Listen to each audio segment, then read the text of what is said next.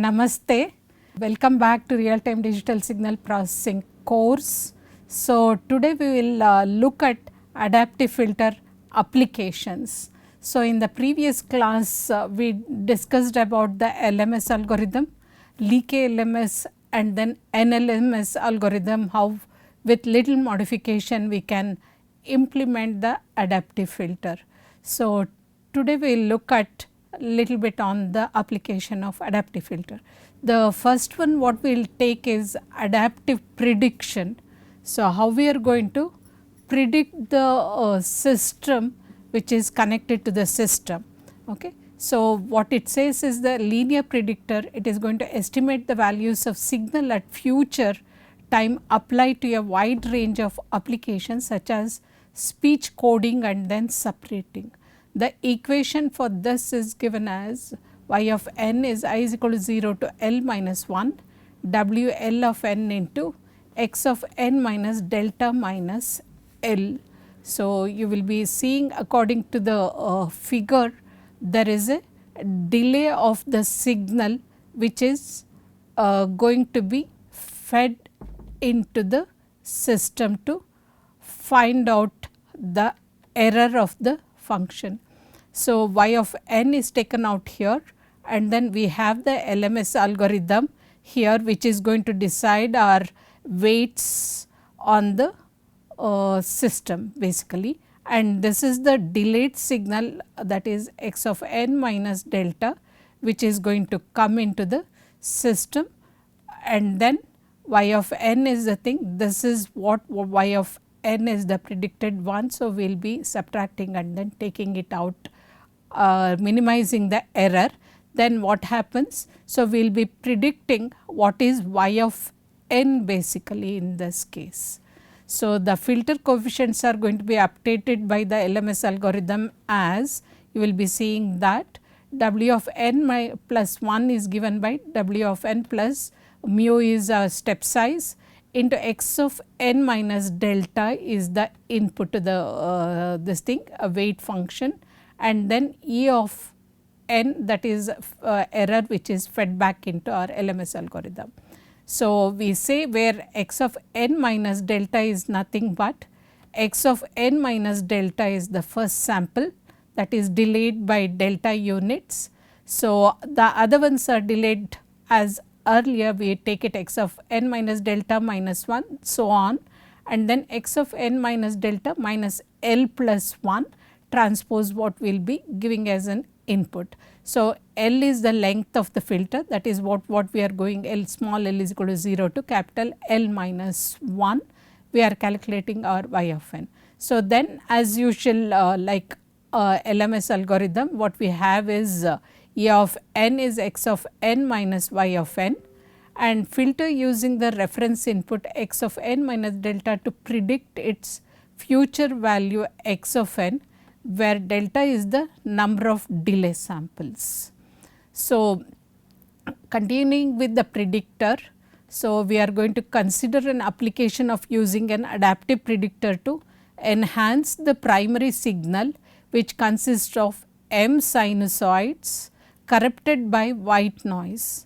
So, which is expressed as our x of n is the S of n plus V of n. V of n is our white noise basically what it is being considered. Then what happens to our output? M is equal to 0 to capital M minus 1, A m into, because we have considering the sine signal here. So, sine W m n plus phi m is the phase of the signal plus V of n, where V of n is the 0 mean white noise with unit variance assumed as sigma v squared. So, then what is the thing is going to happen? This is the error signal. So, you will be seeing that, and then it start coming down and then settles with the whatever the value of it. So, now you will be seeing that this is our output y of n and x of s of n is our input. So, you will be seeing that initially it was small, after that they are going to merge and then go one another. So, we will be able to generate our whatever sign function what we have given the thing. So, we are able to predict this is our output. So, coming with next application is the adaptive noise cancellation. So, why do we have to cancel? We will see the noise. So, here we are going to give a suitable delay, that is unit delay of z minus delta is inserted in the primary channel. So, here we are going to have this is the signal source and this is our noise source and this is our primary reference signal and here is the reference sensor which is going to collect our noise source. So, when we apply this we call it as the reference source as x of n, and then primary signal source whatever we are collecting through the primary source which is going to be delayed by delta delay what we are going to give the thing, and we say this is my desired signal what I want it, and this we will be adapting according to the LMS algorithm which is y of n, and then we will be subtracting desired signal with output, and then this error what we try to minimize and then which is fed back, and then the weights are going to be updated based on our error function. So, how we are going to define this will be desired signal is nothing but s of n plus x dash of n basically. So, what is that, where if y of n is equal to x dash n, we obtain E of n as the desired signal S of n. So, what is it? The widespread use of cell phones has significantly increased the use of voice devices under high acoustic noise environments. Most of you would have observed that when you are using your mobile in the completely noisy environment. So, sometimes what you would try to do is close one of the ear and then try to hear from the other ear. So, that is what we are going to do the thing. So, how you can do adaptively noise cancellation within the mobile based on the surrounding noise. Okay. So, what happens that is intense background noise often corrupts our speech and then degrades the effectiveness of communication. So, you will be using the adaptive noise canceller basically employs an adaptive filter with LMS algorithm and can be applied to cancel the noise components embedded in the primary signal. So, if we know the noise source and other things, so we can capture and then try to subtract it, so that we will be cancelling the noise and then our output can be a clean speech signal. So, as an example, so to apply adaptive noise cancellation effectively, so these are the two conditions which has to be satisfied. What is it? That reference noise picked up by the reference sensor must be highly correlated with the noise components in the primary signal picked by our primary sensor. So, because we know that primary data is getting corrupted with the noise. So, the noise sensor should pick up this noise from the thing and then it should be fed. So, the reference sensor should only pick up noise, that is it must avoid picking up signals from the signal source. So, you are going to have a contradiction in this case. So, one has to look at this. So, how it is going to be? So, you will be seeing that x naught n is the input or this thing phase shift, that is we are going to give 90 degrees phase shift for the thing which we call it as x1 of n, and then you are seeing the FIR filter what we have used in this case to fine tune and then do the noise cancellation. So, W naught n to W1 of n are our filter thing what you are looking at it, that is second order filter what you have seen it. So, this is going to be fine tuned based on what is the something like our LMS filter. So, this is the desired signal what I have given as an input, and then based on this we will be calculating our y of n, and then as usual we will be subtracting it. So, now what is this error signal is fed into our LMS algorithm. So, this is going to take both x naught n and then x 1 of n as input, and then adjust the weights based on our error. Only it is written little below, so that we are not smudging or crossover of the line is going to happen from this input and this input, and it is shown separately. This is what we call it a single frequency adaptive notch filter what we have designed in this case. So, you will be seeing that what is the desired signal is given here, and then you will be seeing that output error signal E of n. So, which is going to correspond to our output, basically what we are going to get out of the thing, fine. So, noise cancellation has happened in this case, and then we will get the signal correctly. The other one is how we are going to inverse model the channel. In this case, example is our communication channel is one of the application what it will be considered. That is what it says. In practical applications, we have to estimate the inverse model of an unknown system in order to compensate its effect. As an example, so in digital communications, the transmission of our high speed data through a channel is going to be limited by inter-symbol interference.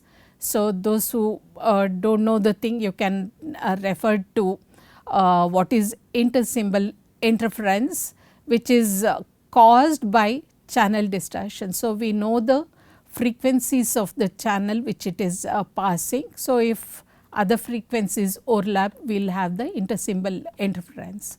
So, how to distortion which is going to cause, okay, and data transmission through channels with severe distortion can be solved by designing an adaptive equalizer in the receiver that tracks the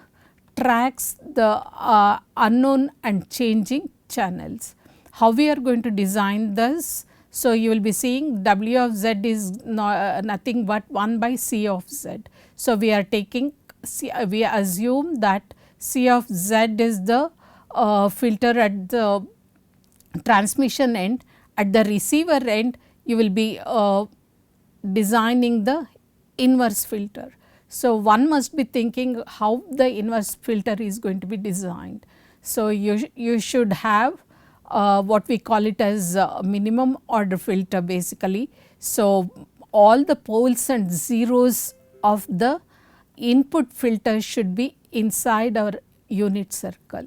So, that when we design the filters 1 by C of z, so which is both zeros and then poles will be getting interchanged. So, they should not be going out of the unit circle.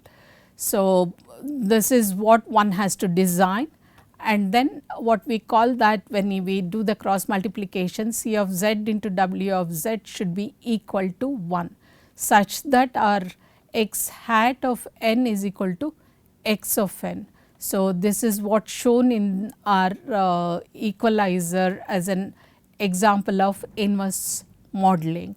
So, what is it? So, we have the input x of n, and then this is a C of z, what we have the thing, and then output is y of n, and then which is fed to our LMS algorithm as well as our weight function for calculation.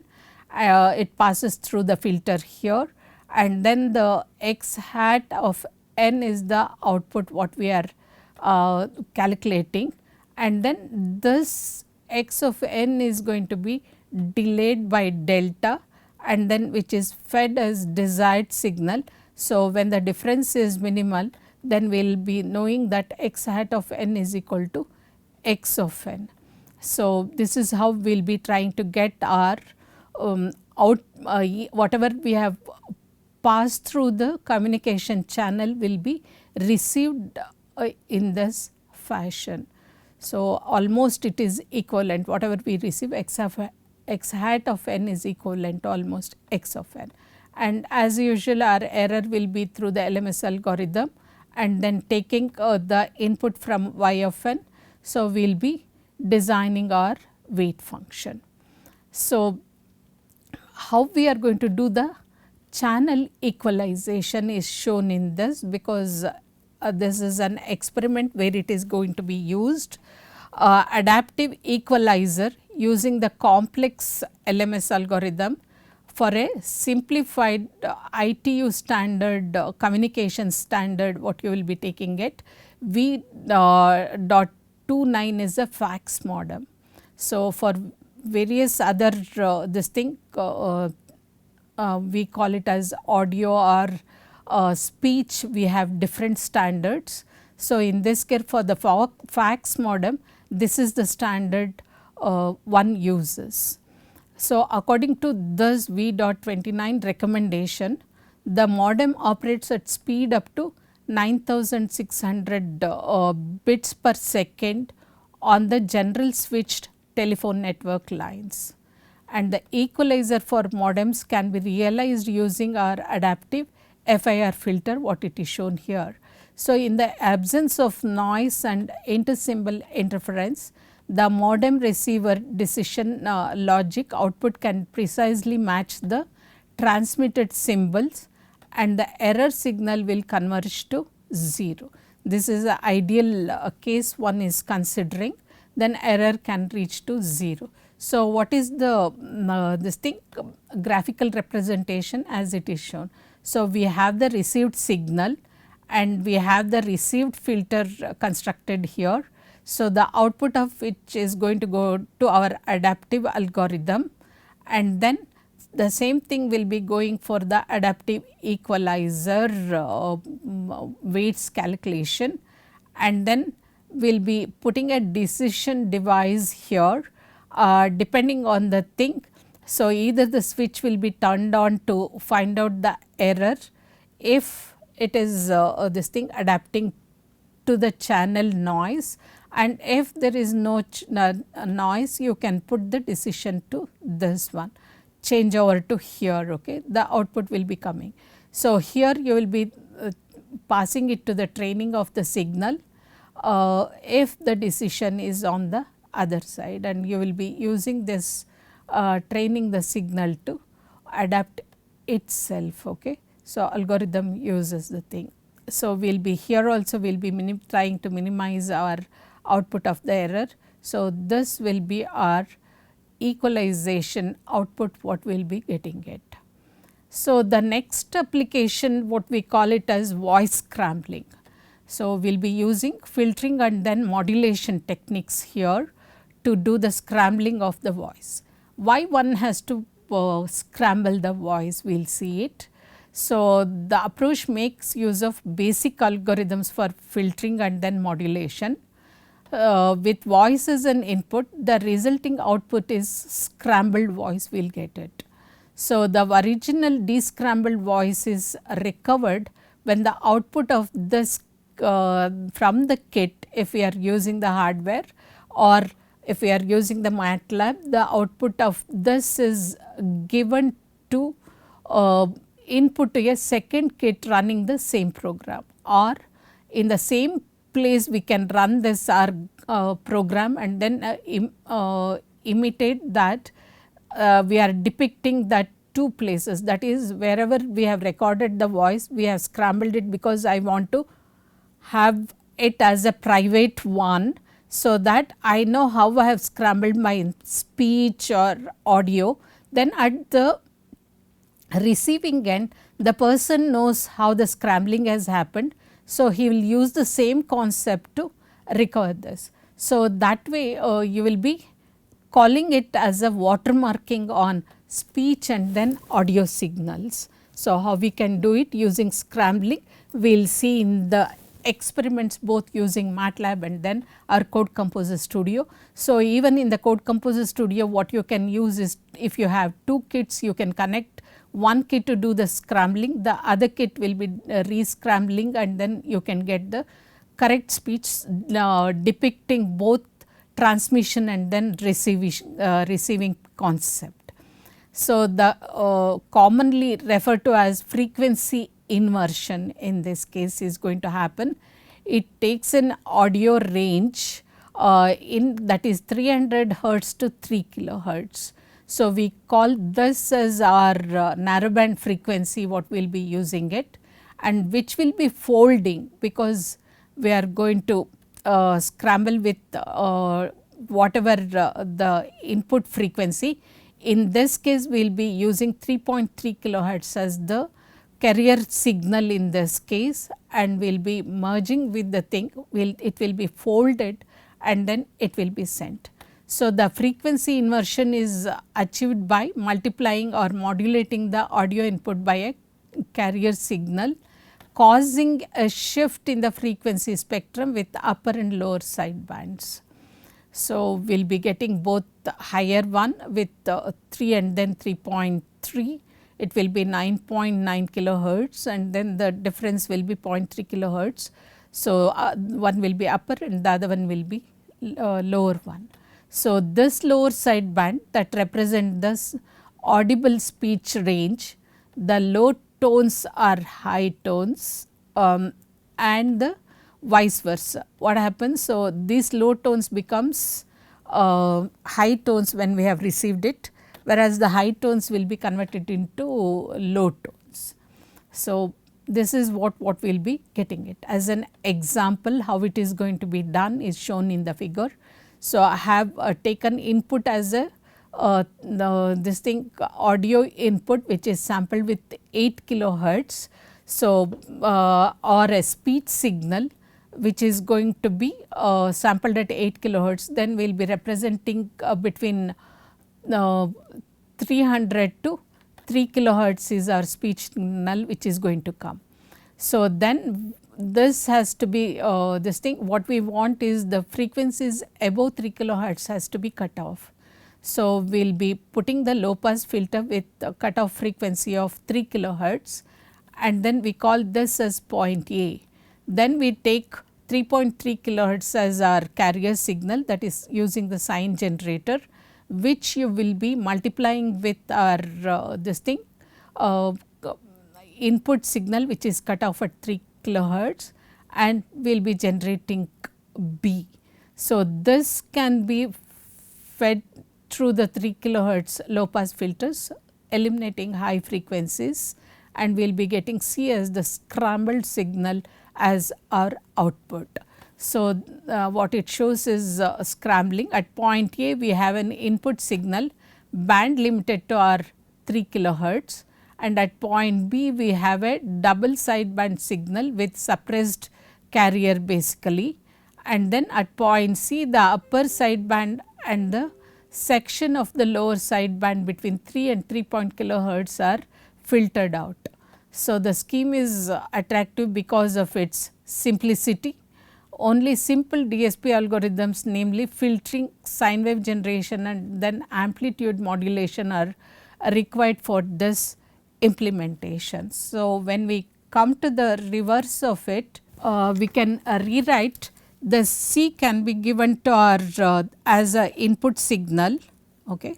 I will write instead of my input C is the one, and same thing C 3 kilohertz low pass filter we can design the thing, and then this is given to our multiplier, and then same reference signal what I am going to keep it as 3.3 kilohertz. Okay. So, this goes to our this thing, make a multiplier here, and then the output B is going to be passed through 3 kilohertz low pass filter. So, output will be equivalent to our input, whatever we have given at the transmission end. This is the thing is going to happen at the, I will put it as this is transmission, and here at the receiver when you want to recover your voice or your audio, if you have want to protect your thing, this is the way one can do it, and then you can at the whoever wants to receive it, you can tell them how you have done your modulation. So, they can depict this in hardware, and then at the receiver they will be getting whatever input you are intent for that particular person. So, that is how the scrambler is going to work.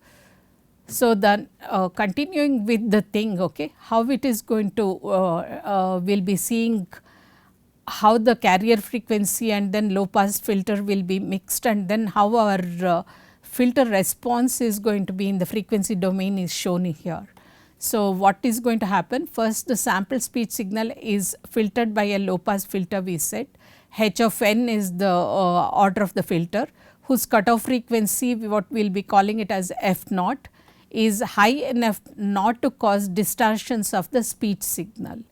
So, that is the ideal filter, what we are going to call it here, as you can see in the figure.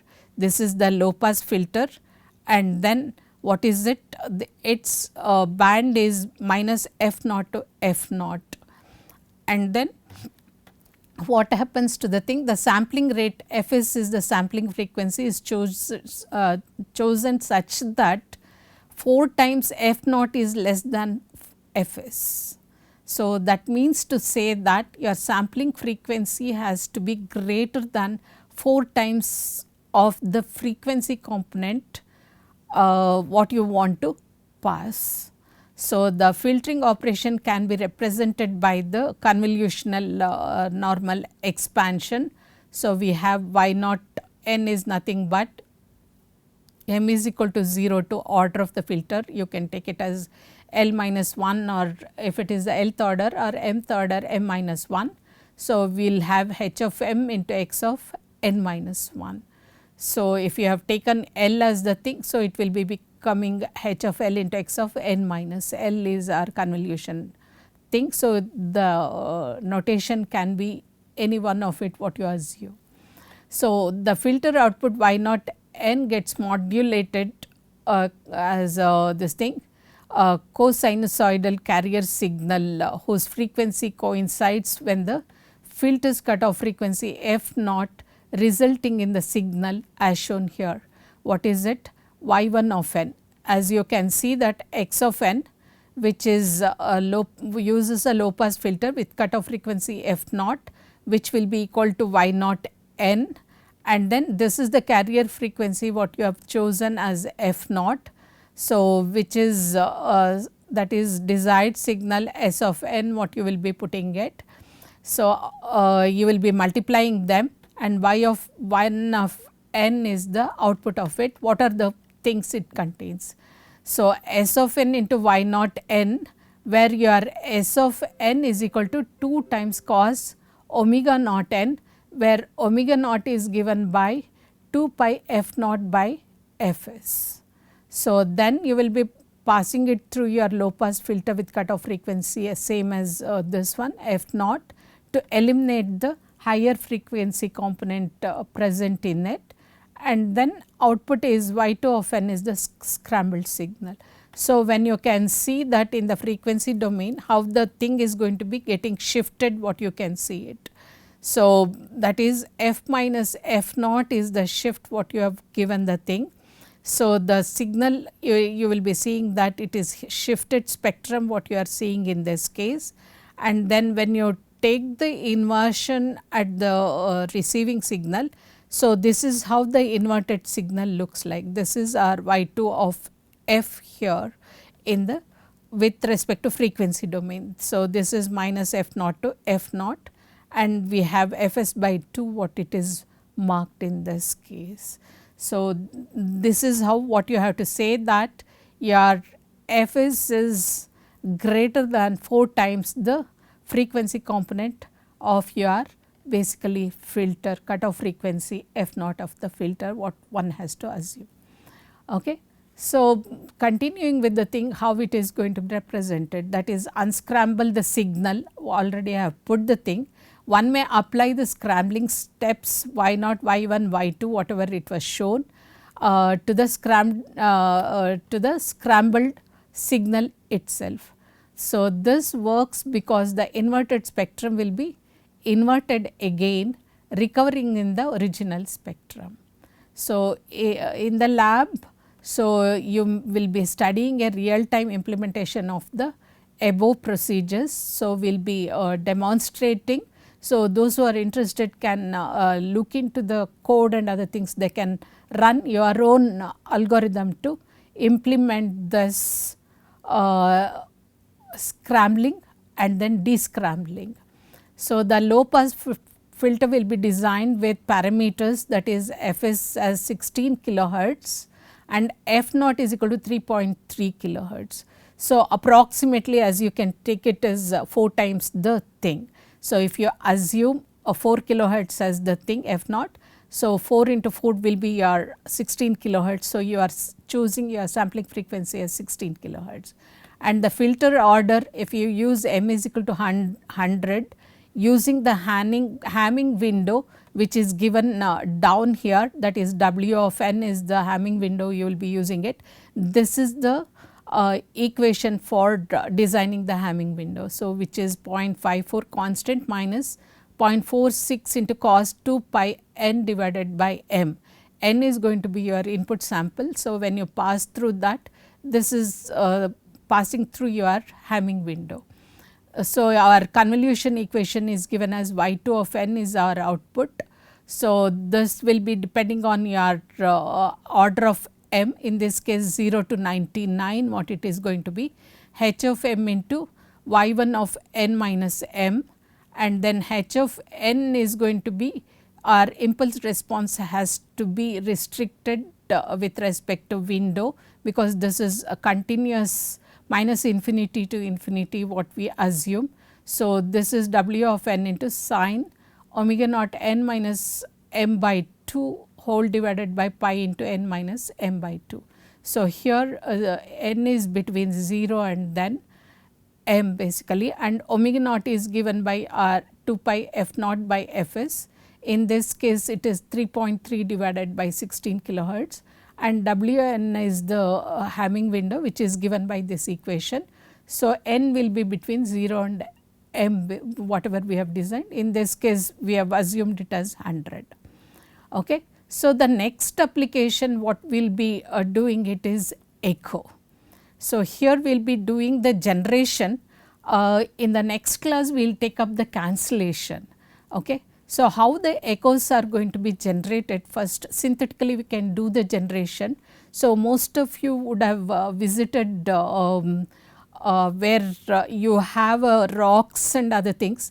When you speak, so you will be hearing the echo coming back to you. Your own voice goes and reflects, that is what we say, reflection of sound. So, which is going to come back to you little bit delayed. Okay. How we can synthetically generate? So, using our code what we will be looking at it. So, approaching at the listener later than the direct sound. So, as you can see is this is the sound source. So, you will be seeing that all the places it will be reflected your sound when you are speaking, and there is a hard surface, that is what you will be seeing it. What happens, it goes and hits and then it comes back to you. The first one is the direct sound it is coming to you. The later on you will be getting the reflected sound to your listener. This we call it as a echo basically. What it says, a true echo is single reflection of the original sound. So, that is what we call it as echo. Okay. We will see if multiple of reflection comes, what we call in the next slide. The time delay is the ratio of the extra distance to the speed of sound. An echo can be realized as a signal wave that has been reflected by a medium which has the discontinuity in the propagation medium and returns with sufficient magnitude and delay to be perceived by our human ear. Some places it gets absorbed, then you may not be able to hear it as echo. So, where you have sufficient magnitude and then delay, then we will be hearing it as an echo. So, that in echo effect, the true sound and the artificial sound are clearly separated, so that human hearings can tell the difference. So, echo is audible because the speed of sound is relatively slow, about 343 meters per second. And if we consider only one echo path, then an echo can be simulated using the following equation. So, that is output is the echoed output. So, which is going to have the input plus delayed input with gain what we can get the echo signal. So, we assume gain should be less than 1 in this case, because we have the magnitude of input is 1. So, we assume this is less than 1 due to losses in the echo path. That is what we are going to imitate and then look at it. So, this is again continuing with the generation. So, as it is seen that signal propagates from the source to the listener in 2 paths. In this case, we have assumed that this is going to reflect and these are going to be absorbed. Only one path get reflected, as I said. Signal from the source goes directly to the listener. Second, the signal goes to the wall and then reflected to the user. So, the second process will take more time than the first process. So, the listener will hear 2 sounds in a different period of time, and the signal power from the second process will be attenuated due to the reflection process. This is what we discussed. So, how we can digitally generate an echo by showing in this diagram. So, how we are going to do the thing? So, when dealing with audible frequencies, human ear cannot recognize the identity of an echo from the original sound if the delay is less than 1/10 of a second. So, as you can see that if it is within this, then you may not hear it as an echo.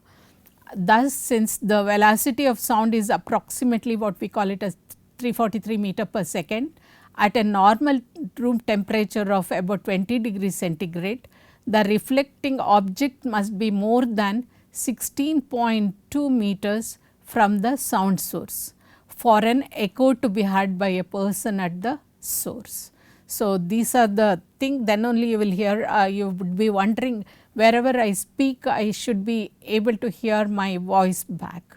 So, most of the you will be seeing sound recording rooms, you will be having a what we call it as a echo cancellers. So, padding width not to reflect the sound. Okay. So, it is going to absorb, so that only the pure voice is going to be heard. So, you as an example, even I am sitting in a room where recording room where my voice is going to be only heard, and then outside noise and everything is cancelled, even whenever my voice hits the wall. So, you will not be getting any reflection in this place. So, in most situations with human hearing, echoes are about 1/2 second or about half this distance, since sounds grow fainter with distance. So, the strength of an echo is frequently measured in dB sound, pressure level what we call it as SPL, sound pressure level, relative to the directly transmitted wave. So, we will be generating in the lab, that is input is given. So, the same input will delay, we can see that by varying the delay how we will be perceiving it, and then we are going to multiply with the gain, and then this is the delayed input which gets added with the normal input, and output what we will be hearing it as the echoed signal in the output. So, the next one is application is the reverberation. As we said, you can see that there is a sound signal here. So, you will be seeing that one can be direct, and then there are multiple reflections in this case. That is what I said, it is a single reflection, what we call it as echo. When it happens with the multiple reflections, so what you will be seeing that this may be coming early, and then the other after hitting here it may be coming, these are the late ones what you will be getting it. This may come early. So, you will be hearing multiple reflections. That is what it says. Reverberation is the persistence of sound in a particular space after the original sound is removed. and in the reverberation or reverb what we call it is observed when a sound is created in an enclosed space causing multiple echoes to build up and then slowly decay as the sound is damped by surrounding walls and then air. It is the sum of all sound reflections what we will put it. Most noticeable when the sound source stops, but the reflections are going to continue decreasing in amplitude until can no longer be heard. So, the principle of reverberations is more like echo, but in reverb the sound reflections comes very often in a short period of time. So, you will be seeing that this is the direct sound what it is happening, and then these are the earlier reflected what you will be seeing it. This we call it as during the pre-delay what you will get it, and then these are the early reflection time from here to here what we will be perceiving it. After that these are the late reflections, you will be seeing that it is slowly dying it out. So, this is the reverberation time what we call it when it is going to die down slowly.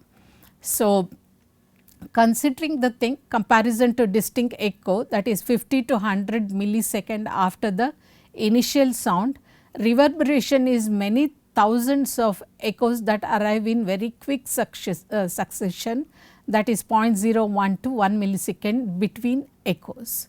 So, with the elapse of time, the intensity of the multiple echoes is reduced till the echoes are inaudible. So, in reverberation how we are going to generate the thing, output will be input plus delayed output into gain. So, in this case we will be considering the this thing feedback signal, that is A into y of n minus d, output is getting delayed by d plus with the input x of n. So, then the response of the system is given by h of z is nothing but 1 by 1 minus a into z to the power of minus d. This is the delay in the z domain. There are two important parameters reverberation, which are the ones, one is the pre-delay, as we have seen in the previous case we have the pre-delay, and then we have the amount of time of the first sound reflection. Then the reverb decay is the period amount of time that reverberation since the input stops. So, we have seen that this the reverberation, this is the pre-delay which is the early reflection which is going to come. Then how does it look like, because we have said n minus d, d's are the delays what we are going to have it. So, this each reflection you will be saying that they are spaced at 2 pi by d. So, I will be getting a peak here, next peak is going to be 4 pi d and 6 pi d and so on till 2 pi. So, and then you will be seeing that this is our unit circle, and then we have the this is our this thing 2 pi by d spacing what we are going to have it, and rho will be the radius of the where the poles have been located. So, you are seeing that poles are all around the circle, and that is what it says is these are the poles what you will be putting across the thing at distance of 2 pi by d. So, coming with the reverberation, this shows the thing, that is this is our microphone what we have it, and the performer is here. From here to microphone you comes direct, and we know that loudspeakers are in the sideways. So, sometimes as you will be seeing that even in the mobile or when we are switching on for conference call or something, we will be telling if there is one more loudspeaker we have it or this thing input, we will ask them to switch it off and keep only one performer signal, this thing receiving end also, both mic and speakers should be switched on. If both the speakers are on, even now you would be hearing that the echo will be coming. So, whenever, because I think pandemic has taught us very nicely that online classes and other things.